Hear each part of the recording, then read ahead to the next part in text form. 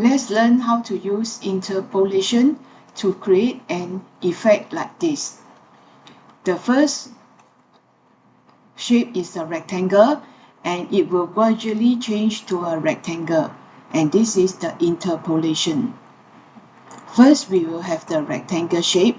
Here, I have pre-created the shape so that the video is not so long.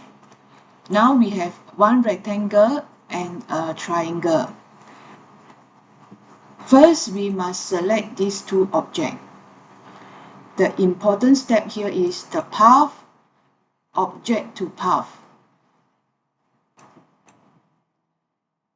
Now we will select the extension, generate from path, interpolate. You can use a live preview to preview the shape first, and if you are happy with it, then you can click apply. Let's say the interpolation step here is 10, and what if I change it to say 15, and the live preview will show us the new shape.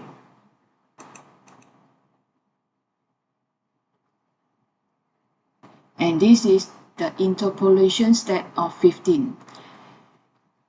Sometimes the question will ask how many interpolation steps to use, and if the question doesn't state, you can choose an interpolation step like 10 or 15 or 20. In the last step, click apply.